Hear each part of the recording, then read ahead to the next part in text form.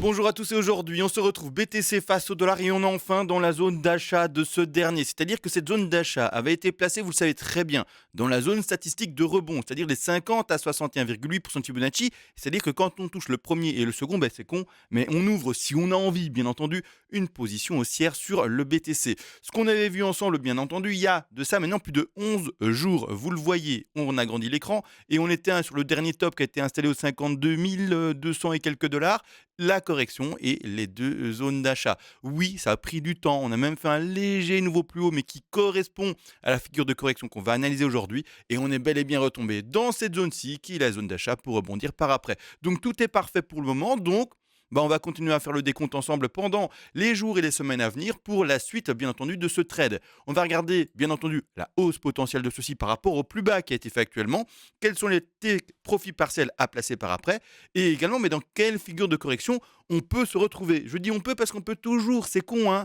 mais bien entendu faire durer une figure de correction.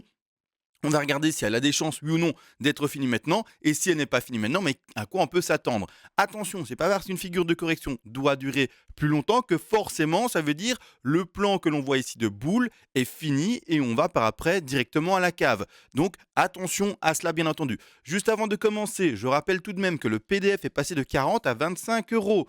Normalement, il doit être retiré de la vente, mais il y a encore une demande. Donc, c'est-à-dire que pour le moment, je le laisse tant qu'il y a de la demande. Et s'il n'y a plus de demande un jour et que je vois que voilà, tous les abonnés sont passés dessus, je le retirerai du site. Également, ceux qui ne sont pas au courant, vous le savez probablement, mais ceux qui sont quand même pas au courant, sur mes vidéos maintenant, il y a un petit onglet supplémentaire rejoindre et dans les communications également des commentaires, vous avez un petit lien. Vous cliquez dessus et qu'est-ce qui se passe? Vous allez tomber en fait sur une zone de souscription. Souscription mensuelle de 50 euros, c'est-à-dire que vous pouvez prendre un mois et puis vous désabonner, dire c'est fini, j'ai vu ce que c'était, ça me plaît pas, ça me plaît, je reste pas. Qu'est-ce que vous avez là-dedans? Premièrement, des analyses du BTC quasiment ponctuelles, c'est-à-dire qu'au moins 4 fois par jour, vous avez le BTC, 4 fois par jour, c'est un peu trop, excusez-moi, 4 fois par semaine, vous avez le BTC analysé en direct et en plus, bien également des analyses sur des altcoins que vous me demandez personnellement. Vous me dites, CMA, est-ce que tu peux m'analyser le MINA face à l'USD dollar? Je le fais. Est-ce que tu peux m'analyser le Casper, le fantôme? Je le fais. Bref, tout ça est analysé avec vous en live et également en redifféré. Et en plus, c'est pas fini, vous avez en plus dans cette souscription le PDF qui coûte 25 euros, d'accord? Donc ça c'est nickel, il s'est affiché, vous l'avez vu, avec les règles d'analyse, etc., etc., etc. Et aussi, pas plus compliqué, vous avez accès, comme vous le voyez maintenant, à un Discord. Un Discord où il y a des partages de différentes choses, d'accord, des articles. Un Discord dans lequel également il y a toutes les analyses et les décomptes potentiels en Elotwave, les discussions, les partages des trades. Bref, un Discord d'ailleurs qui est peuplé actuellement de 130 personnes.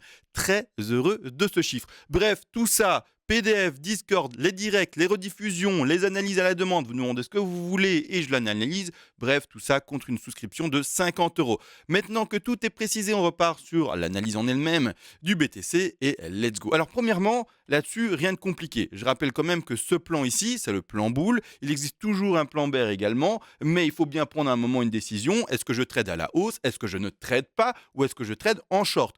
Là, devant vos yeux, le trade qui est, bien entendu, pour un trade haussier. Ce que je voulais montrer, c'était dans la vidéo précédente, mais j'y suis plus malheureusement, c'est qu'en fait, le plan haussier a déjà été travaillé par rapport au niveau d'achat, ici de manière plus nette, et qu'on se retrouve clairement là-dessus. Donc, niveau d'achat, et on va regarder ensuite ensemble l'évolution de cette 2 vers cette 3, cette 4 et cette 5 ensemble.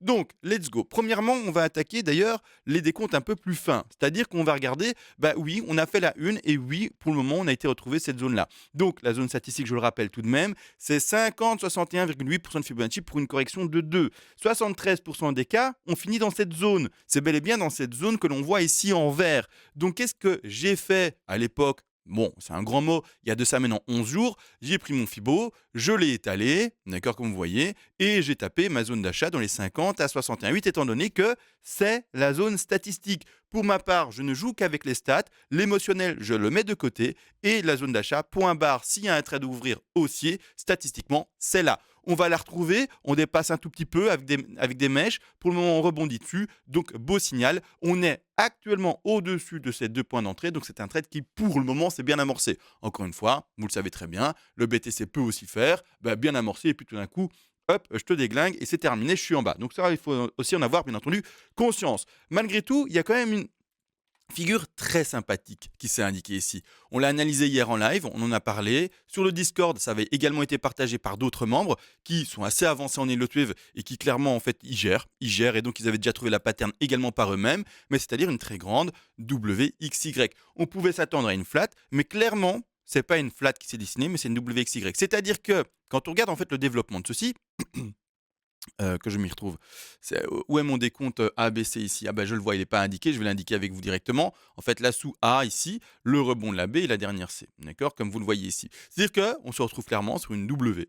Un rebond de X qui dépasse légèrement son dernier plus haut et par après le retracement. On va regarder également les objectifs de ce dernier. Je vais bien entendu à la racine, en bas de la W, en top de X et je vais regarder les objectifs. Je rappelle quand même les objectifs pour ceux qui ne les connaissent pas par cœur. Ce sont les 61,8, 100, 123 et 161,8% de Fibonacci. C'est-à-dire que la personne qui aurait ouvert un short dans le plan boule, attention, mais rien ne vous empêche d'ouvrir des shorts sur des vagues de plus petite time frame, qui aurait ouvert un short, par exemple sur les tops ici, aux alentours des 25 000 ou même un peu plus bas, peu importe, mais qui aurait, bien entendu, envisager cette correction pour aller rechercher le bas statistique et se dire, ben en fait, non, statistiquement, on doit aller là-bas en bas dans le rectangle vert.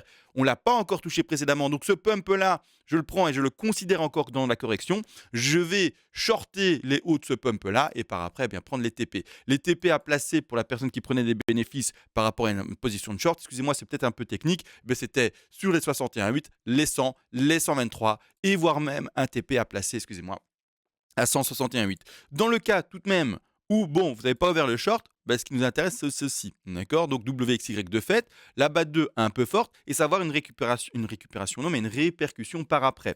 La répercussion, c'est quoi? Bah, premièrement, c'est que bah, la 4, on va la placer à 23,6, 38,2 et non pas 38,2, 50. Vous le savez probablement à force de m'écouter, une 2 qui est forte induit une 4 faible, une 2 qui est régulière induit une 4 régulière et une 2 qui est faible induit une 4 qui est statistiquement forte. Donc là, on retient 2 fortes, donc on va retenir pour après à placer eh bien, cette 4 de manière faible.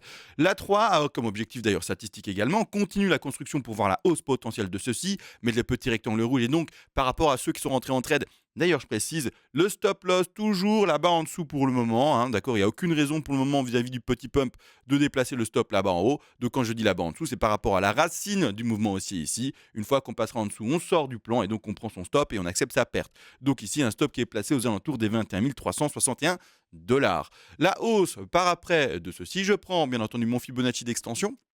Premier clic, deuxième clic. Ensuite, je vais là-bas en bas par rapport au réel bottom connu actuellement en time frame 4 heures. Le bottom réel, eh bien, c'était vers les 15 000. Et le bottom réel, si on parle encore de time frame plus grande, c'était vers les 3 000. Et si on parle encore de plus grande, c'était vers les 100 et quelques. Bref, on s'est compris. Le bottom horaire, 4 heures, time frame travaillé maintenant par rapport au trade qui nous concerne, c'est ici aux alentours des 22 690 $. L'objectif de 3 a déjà été placé, vous le voyez, à 161,8% de Fibonacci, c'est-à-dire un objectif qui va chercher ici les 29 062 $.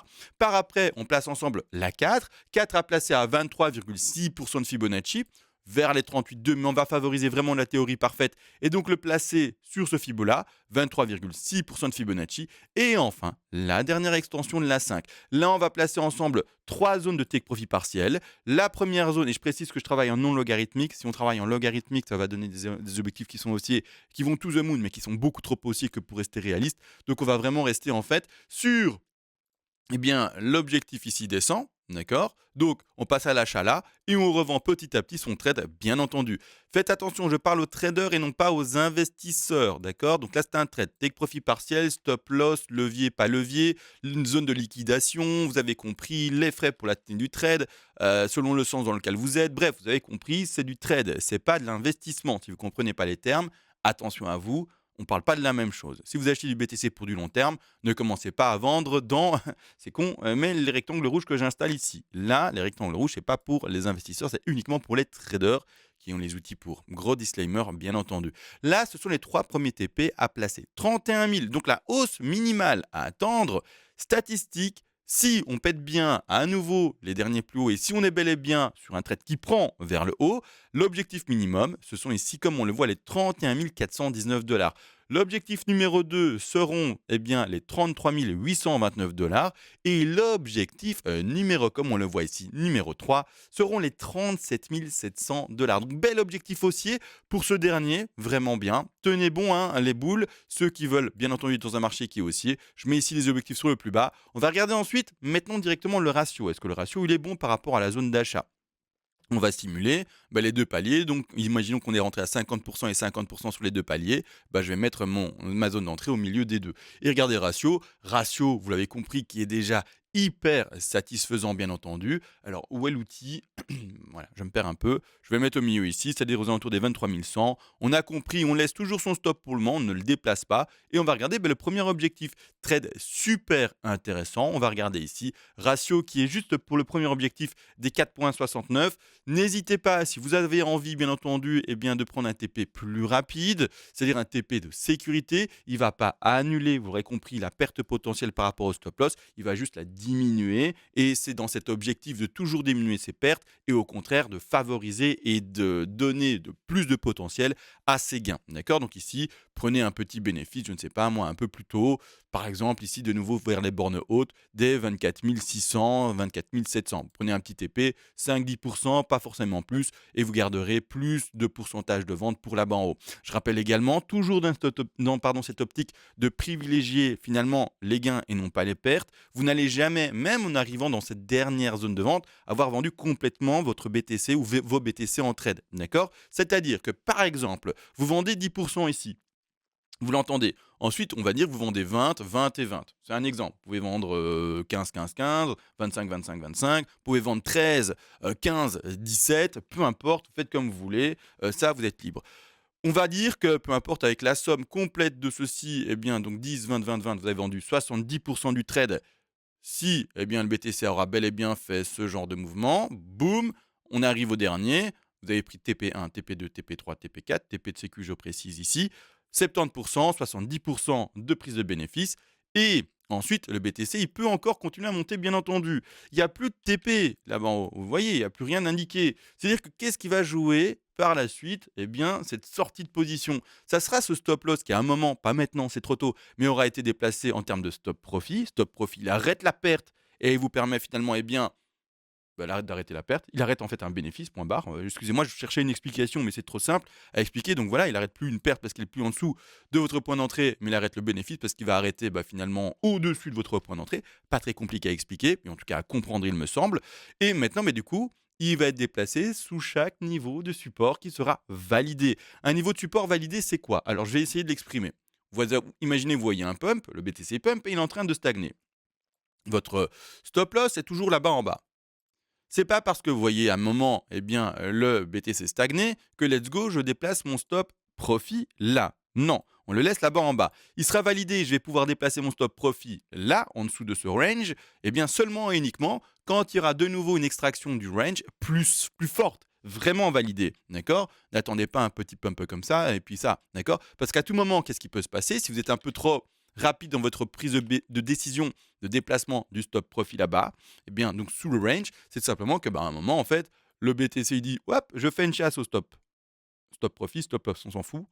Je fais une chasse au stop, et puis enfin, je pump, d'accord? Et en fait, en ayant été plus précoce, vous serez fait sortir, et pourtant, il y a un gain potentiel encore extrême par après. D'accord? Donc ça, c'est pour l'exemple. On attend que, clairement, on pump plus fortement, qu'on casse vraiment la zone de résistance, donc la zone de range, et enfin, on déplace par après son top profit. Et donc là, c'est la logique que j'essaie d'expliquer pour ce qui est à gauche, d'accord? C'est-à-dire que si ça continue à pumper, on déplacera, voyez ici, sous chaque niveau qui sera validé, d'accord? Donc ici, pap, pap, pap, pap, pap, pap, pap, pap, et s'il veut monter à 200 millions, il monte à 200 millions, on fait ça comme ça, d'accord? Mais de cette manière-là, vous allez optimiser un maximum votre trade. Donc là, c'est pour le moment ce que je lis sur le graphe. Il y a bien sûr des décomptes alternatifs. On en parle beaucoup dans le Discord, on en parle beaucoup sur les lives. Bref, il y a plein de décomptes alternatifs. Mais ici, sur la version synthétisée, je vous montre finalement le scénario qui, pour le moment, est le plus propre Et je vais pas vous montrer tout le reste parce que sinon, en fait, je vais vous perdre. La vidéo va faire 50 minutes.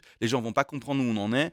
Ça sera trop technique. Donc, ceux qui veulent se performer, etc., voire avoir plus d'avis, plus de décomptes, plus d'échanges, bref, apprendre également plus rapidement, je vous invite à venir sur le Discord avec la souscription. Vous le savez, vous aurez le PDF, le Discord, les directs, les analyses du BTC, en plus de celles que vous voyez aujourd'hui. Vous aurez également les analyses de toutes les altcoins que vous pouvez me demander. Bref, tout sera fait pour que vous puissiez évoluer au plus vite en Elliott Wave, en analyse et finalement également dans le placement de vos trades possibles. Voilà, tout a été dit. J'espère que ça vous a plu aujourd'hui cette petite vidéo. J'ai essayé de la faire synthétique pour être pas trop longue. J'ai essayé d'aller droit au but. Je pense que j'ai enfin réussi. Et sur ce, on se retrouve peut-être demain, peut-être après-demain. Bref, on verra quand il y a quelque chose à dire. Et sur ce, ciao.